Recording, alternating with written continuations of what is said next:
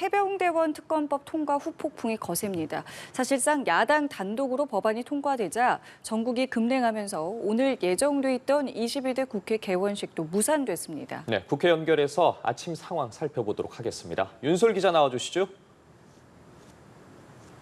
네, 국회입니다. 오늘 오전 여야는 개원식 참석 대신 서로를 향한 내탓 공방을 벌였습니다.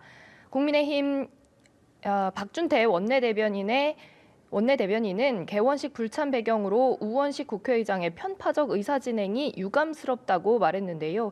어제 야당 주도로 해병대원 특검법이 국회 본회의를 통과하면서 여야 갈등의 골이 깊게 패인 겁니다.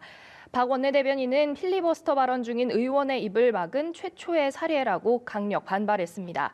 또 7월 국회 의사 일정은 다시 논의해야 하고 현재까지 협의를 계획하고 있는 바가 없다며 불편한 심기를 가감없이 드러냈습니다. 반면 더불어민주당은 국민의힘에 파행 책임이 있다고 맞받았습니다. 박찬대 원내대표는 국민의힘이 특검법 통과를 막지 못하자 아예 국회 개원식까지 파투를 냈다며 뜻대로 안 된다고 호박에 말뚝을 박자는 놀부심보라고 말했습니다. 일단 해병대원 특검법은 윤 대통령이 거부권을 행사할 거란 전망이 지배적인데요.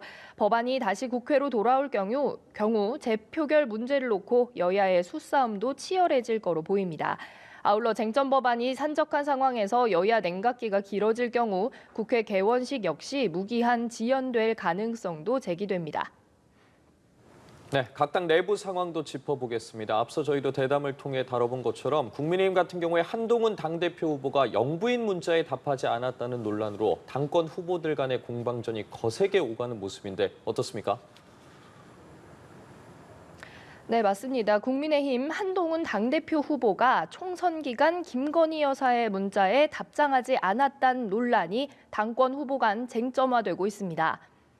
당에서 필요하다면 대국민 사과를 포함해 어떤 처분도 받아들이겠다라는 취지의 김 여사 문자를 한 후보가 답하지 않았다는 논란인데요.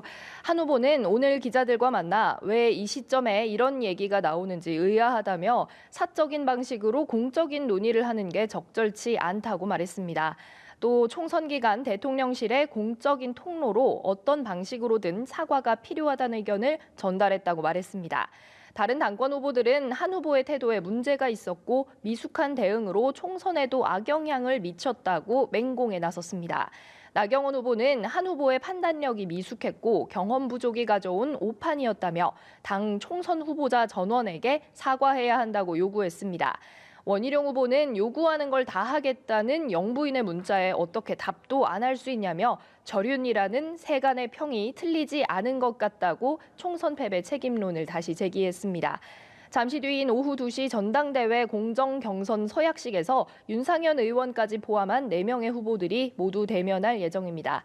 민주당의 경우 이재명 전 대표의 연임 도전이 아직은 공식화되지 않았고 조국혁신당은 조국 전 대표가 당대표에 단독 출마해 전당대회를 치를 예정입니다.